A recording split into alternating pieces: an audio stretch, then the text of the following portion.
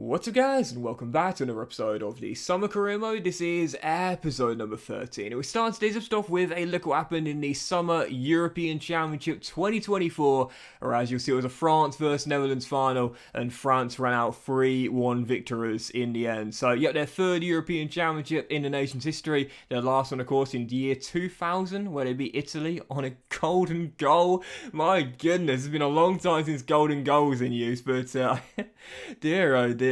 Yeah, golden goal. Didn't need it this time. David Trezeguet scored the golden goal back then. But Kylian Mbappe and France, Euro 2024 winners. So yeah, heading into the new season, as you will see, for season 3 and our second year in the Serie A. Well, I said after we got £51 million for our prize money, finishing 14th place in the Serie A last season, I'm going to say to the board, where's the prize money, guys? Where is the prize money? 13 million. I mean, don't get me wrong, it's more than last year. It's more than 300% more than last year. We only got 4.5 million, I think it was, to start last season off. So it's better, but it's less than I expected. I was expecting around 25 million, maybe, so about half of that prize money. 13? It's not a lot of money nowadays in modern day football, so once again I'm operating on not necessarily a shoestring budget, but not much more than that. Maybe a shoestring and a half of a shoestring budget for the new season. So yeah, moving into the new season, as we took a look at our 25-man squad, thankfully this season we don't have the same issue as last year where our squad was so thin, we didn't have a single resi. What we do have is several players, their deals that come at the end of the year, including a few really important players as well. Pat, Alexandro, and of course Belimo, the captain as well. So in the end, I gave Alexandro a new 1-year extension, so that'll take him up to he's 35 years old. So I thought he did well for us last season on the left-hand side. Good veteran leadership experience, won loads and loads of things at Juventus. So good to have him staying for a couple of years to mentor the youngsters. But also as well, Patrick Cutrone, of course, he's going absolutely nowhere. Local lad, got his eye on that captain's armband. He's probably going to get given it this year because I'm not going to give Belimo a new deal. If he wants to leave, I'm totally fine letting the club captain go. So moving forward, as we take a look at new signings with Como for the new year, well, with just 13 million in the budget, just like last season, we need to be stingy and look for good value for money deals. You can't get much better value for money than class free agents. And speaking of which, well, I'm really excited for this. Released by the Dynamo Zagreb Academy in Croatia. It's the regen of you-know-who, Mr. Luka Modric. Boris Dragovic is arriving on a 5-year contract, and I am absolutely buzzing with this. So obviously with Como being a city and a province in northern Italy, you know, I mentioned before with our scouting network, if we're doing things realistically, we can't really be looking too far afield. But northern Italy, you know, obviously we've got Switzerland literally on the border with the Como province. Obviously you've got Liechtenstein as well. Of course you can't scout Liechtenstein in FIFA, unfortunately. But if you look to the east, you've got Slovenia and you've got Croatia. So for me, I kind of like this. Dragovic released by the Dynamo Zagreb Academy, trialling with clubs in northern Italy and Croatia as well, and maybe Slovenia and Switzerland too. We took him on trial and said, yeah, this kid's got the talent and he's definitely the next Luka Modric in our eyes. So yeah, on a 5-year deal, Dragovic is in, and I am buzzing with that. And in the end, with having the exciting prospect tab and already being in the mid to high 70s for the overall, he'll slide right into our first 11 with no question.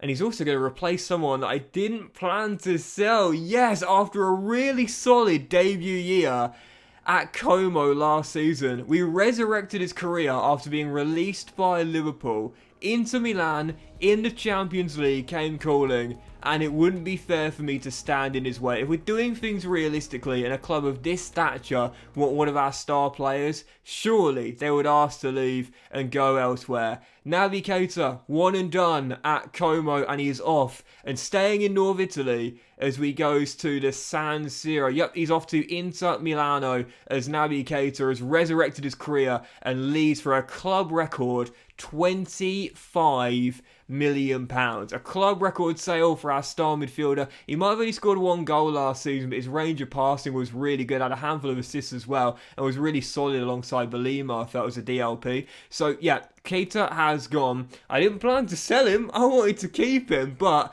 Inter Milan came in, and again, let's be honest here, if we're doing things realistically, Naby Keita's been here for a year. We're a mid-table Serie A side. Inter Milano last year in the final four of the Coppa Italia, they finished top four. They're in this year's Champions League. Let's be honest here, at 29 years old, he's not got that many years now remaining at the top level as an elite player. Of course, he's not going to waste those the remainder of his prime years here at Como, when of course he can join a much, much bigger club, not far from us in North Italy, in Milano as well, and go back into the Champions League, where has a chance to compete for major honours year in, year out. So Keita goes, we do get a £25 million club record fee from those, so buzzing with that, and also the Cunha has gone as well, one of the Como OGs we inherited. I liked him in season 1, he was pretty solid. Last year, didn't get as much game time though. He was playing behind Saponara, who of course came on a free transfer. But Hertha Berlin put a bid in, 5.5 mil we negotiated, and he's off to the Olympia Stadion in the Bundesliga. So totally fine with that. Again, obviously Profundi came in January, whilst we did normally play him up top alongside Cutrone. He is mainly a CAM by trade. So yeah, I was totally fine letting him go there with the quality of Saponara, and also Profundi coming in from Udinese as well. And following that, as you would have seen, we had a loan offer for Rosario Casadei. Schalke have been relegated to the second Bundesliga, the second tier of German football, relegated from the Bundesliga. We're going to loan him to the Veltins as he'll go to Gelsenkirchen. And also as well, we had 3 bids for Odenfall, Cass Odenfall, out of contract coming in the season. If you remember last season, we had a couple of bids for him and we turned them down, including a decent one from Celtic as well, because we didn't want to lose any of our players midway through the season. But with 1 year left in his contract, we've got a lot of depth for centre-half. He's not going to get much game time here now, so I was totally fine letting him go. And the 3 bids, Steaua Bucharest, Heidenheim, and also Norwich City in the Championship as well. In the end, as you'll see, he chose to go to Germany. He's off to Heidenheim for 2.2 mil. I thought he was going to choose Norwich, but no, he went to Heidenheim. Norwich, though, a Championship side. I guess it kind of makes sense a little bit. But there you go. So he's off to Heidenheim instead.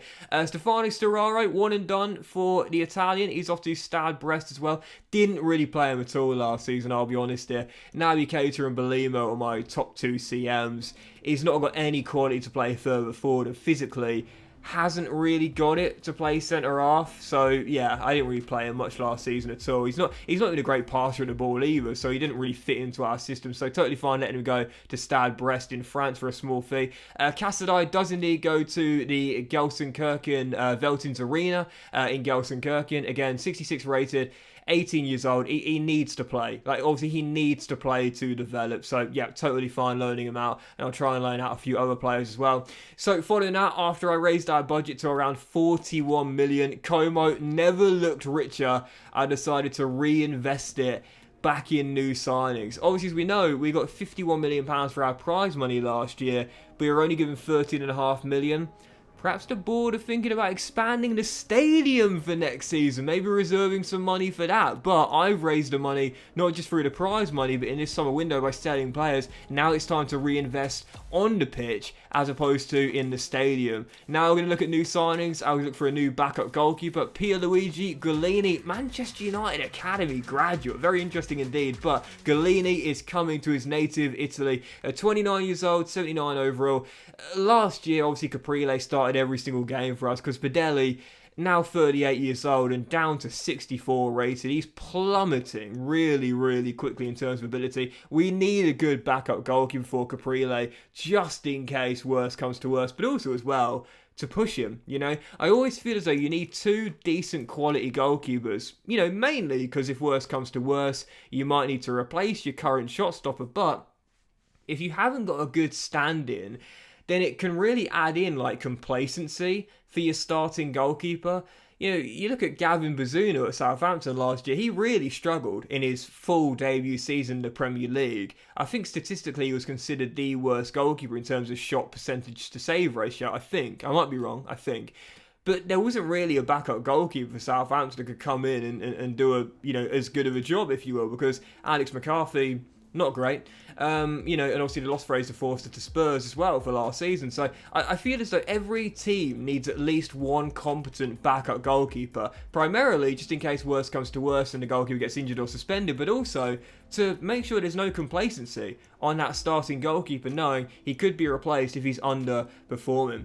So following that, we loaned out Chiarodia to Empoli, of course relegated to the Serie B after last year, finishing in the bottom three in the Serie A. So he and Rosario both going to second tier clubs in Germany and Italy to learn their craft there and get some more game time, which they didn't get much of last season. Well, Rosario, of course, signed at the end of last season, but even so, we need to get them some game time, and they will at those Serie B and 2 Liga clubs. And following that, as we still had the bulk of our transfer budget remaining on the back of selling Naby Keita and D'Acunha and so on, well, I decided to reinvest that money on a proper strike partner for Cutrone. Last year, we didn't really have one. It was a bit of a botched job last year. Everyone got to go up front alongside Cutrone. The most success we found was in the second half of the season where we brought in Profundi from Udinese and played him up top alongside Pat. We didn't really have someone that could put the goals in, and score the goals, I should say, and put the ball in the back of the net. Patrick Cutrone was the only player we had last year that was in double digits for goals in all competitions. That's embarrassing. We need to score more goals this season. We needed a new striker, and so I said to Colombo, playing at Carrow Road at Norwich City in the Championship, come back to the Serie A, moving from AC Milan to Norwich City. But mate, you're in the Championship. Come on now, don't get me wrong. It's a great league, obviously, but if you want to be in the Italian national team, you need to be playing top flight football. You need regular game time at a team in the top tier. You're gonna get it here. So Lorenzo Colombo signs for a club record signing of £22 million. Absolutely buzzing with that. And again, last season we didn't really have a proper striker to play alongside Cutrone. I wasn't too convinced by the youngster Alberto Villa. Cherry, just not good enough. Koleosho, Profundi, again, not really his natural role. So we need someone up top to play alongside Cutrone, and Colombo to me looks like the ideal fit. Why is that? Well, as a target player, he's got the great stats. He can pass the ball, he can offload, but also he's got tremendous strength at 6 foot, and he's got good ball control as well. So to hold the ball up and play through Pat will be my main source of goals for this year again, I'm almost certain of that, but Colombo can also chip in and help Pat get a few more as well. So yeah, buzzing with that. Of £22 million, Lorenzo Colombo is back in the Serie A. You know, like I said, 22 years old, 78 rated. If he wants to be in the Italian national team, he's got to leave the second tier. He's got to play top tier European football. He will here, and he'll be our starter alongside Pat as we finally get a proper good striker as a partner of Cutrone. Of course, we haven't had since season 1 when Mancuso was on loan from Monza. So following that, as you will see, I decided to convert Gabriel Graf, our young Swiss midfielder in our academy. This is one of the players that I'm really excited about. 85 to 91 potential. His overall is really poor, but 59 rated. I do think as though he'll be better as a centre half. And also, this was the really interesting one. We did have a bid for Belimo. Yes, our club captain approached by Aruca. And I did say, if we had a bid for him, I wouldn't stand in his way, and we are going to let him go. Yep, Caprile is on his way. Belimo is on his way to Aruca, as we had a loan deal here for Coppola, one of our other academy graduates as well, and the captain has gone. For 1.7 mil, we thank him for his service. He was integral in our 2 years, first in our debut promotion year from the Serie B, but also last year surviving comfortably in the Serie A. But we always knew this was going to happen. At some point he was going to leave in his late 20s. He's not really got great quality to stay in our first 11. At some point he was going to leave, and the armband was going to be passed on to Patrick Cutrone. It happened in season 3. Pat will take the armband. Belimo goes to Aruca. So following that, Coppola loaned out to another Serie B side, Frosinone, and after that I realised, well, I've sold a lot of players and loaned out a few as well. Our squad is actually getting quite thin now, so I need to pick up some more squad depth for our team. There weren't that many quality free agents available this year. Last year there were loads of them, and of course we signed Naby Keita, Alexandra. There weren't actually that many available this year, but one player I did decide to pick up I thought would be a great fit for us. Croatian, I think he's been capped at the senior level at Croatia, I'm not too sure, but former Birmingham City midfielder with a loan stint at Hertha Berlin, Ivan Sunjic. Yep, really like this signing here. 27 years old, 74 rated. Looked like a really good prospect when he was playing for Dynamo Zagreb in his very early years. Moved on to Birmingham City. Never really developed at St Andrews, but he's now arrived on a free transfer. And I really like this as well because we've got a young Croatian kid, Dragovic, the regen of Luka Modric. He's only 17 years old. He's the only Croatian in our team. He'd like a good compatriot that can help him sort of settle in here at Como. And now he's got one. Sunjic arrives on a free transfer, 74 rated. He's primarily just going to be a squad player. If you look at his stats here, he actually looks as though he'd be a better centre-half than a centre-mid due to the lack of creativity and passing and dribbling skills. He looks better as a centre-half, really, but as a CDM, he comes in and he'll help Dragovic settle. So really happy with that for the realism there. I thought that was a nice touch, bringing in a more senior Croatian player, if you will, to help the wonder kid settle here in Como. So following that, I decided to go after a new central midfielder to replace Belimo long term. Obviously, Navigator has gone, Belimo has gone. They were my two starting CMs last season, and obviously we brought in Dragovic, but we do want someone to play alongside him as well, and someone that's more of an anchor as well, because of the stats that Dragovic has got going forward, that's where we get the best out of him. To me, he actually looks better as a CAM, let alone a natural CM, but we want someone that can sit alongside him as an anchor man that sits with him in our midfield five and just says, you go forward and attack, I'll sweep up behind you.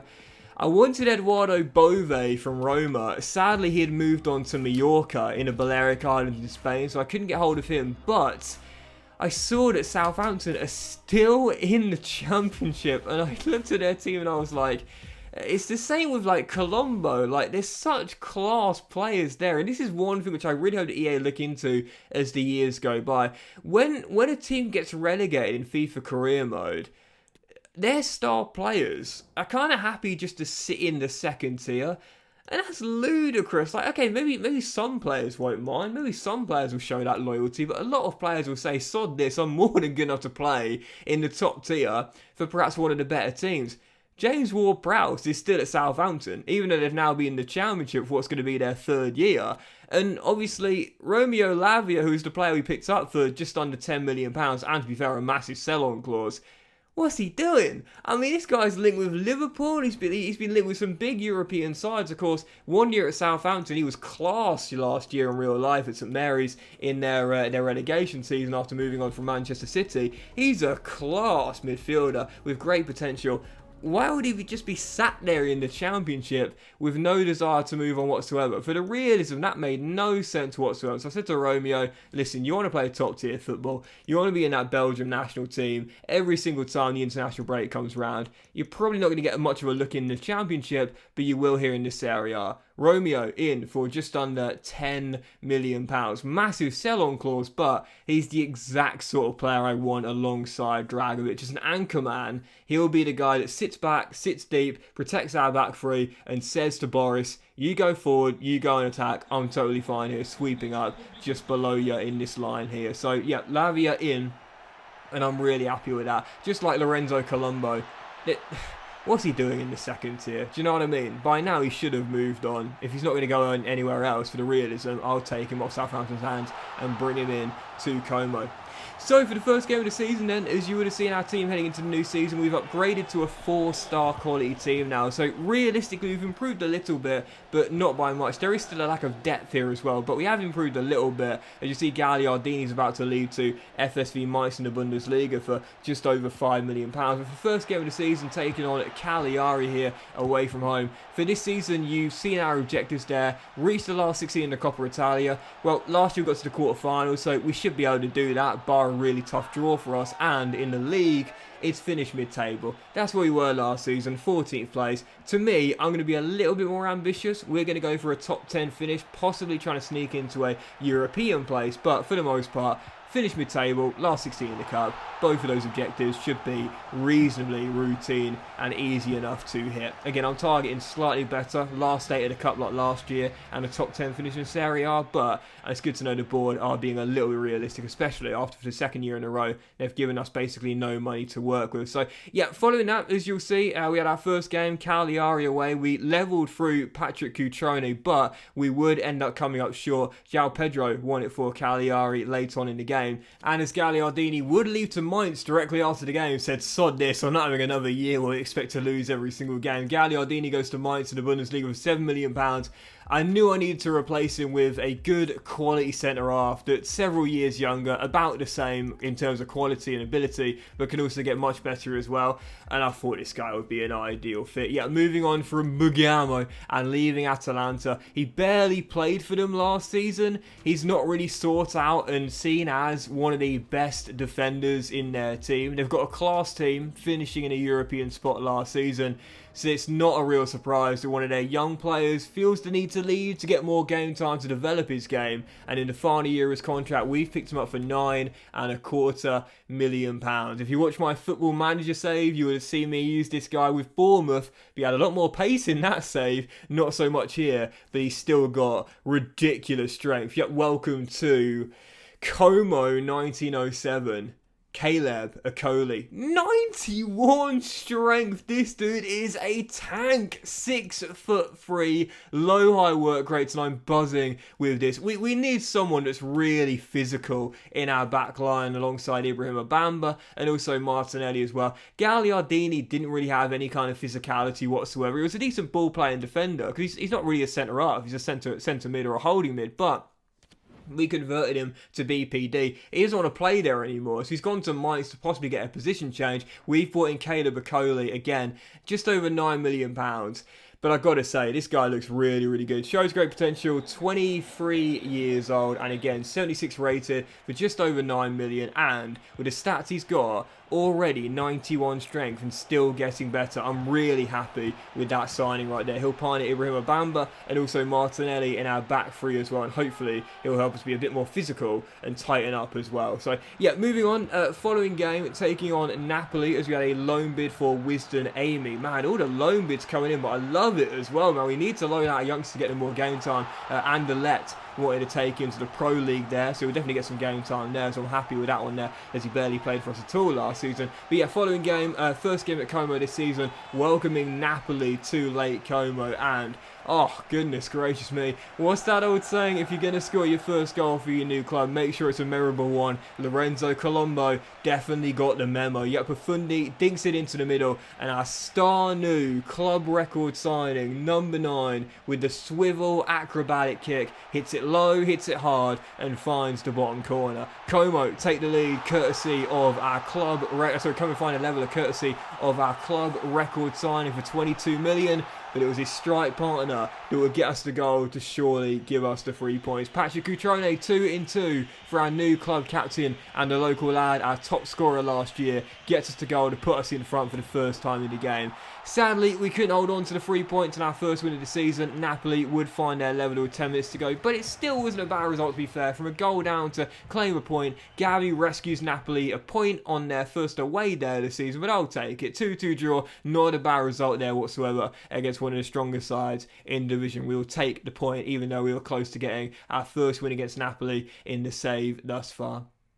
So, as deadline day would arrive, as you'll see, we have about £3 million in our budget, and we did decide to loan out Wisdom Amy. So, yep, he is off to Anderlecht for a year. So, yeah, really happy with that one there, because again, these players have got to play. If they're not going to get the game time, they're not going to develop. And Wisdom Amy, Chiarodia, Casadai, all three of those centre halves that we've loaned out, they've all got good potential. They've all got, theoretically, 80 plus potentials. They need to get the game time, and they all will at second tier clubs or the Belgian Pro League in Wisdom Amy's case as well. So we loaned him out to Belgium. I love this cutscene. It's so dramatic, isn't it? It's like me and wifey saying goodbye to our son. It's like, come on. He's going out on loan for a year, he'll be back. He's not going off for 5 years to university or whatever. We're never going to see him again. But even so, yeah, we loaned out Wisdom Amy. And as you'll see, following that, we still had a bit of money remaining in our budget on deadline day. I did decide to replace him with a senior.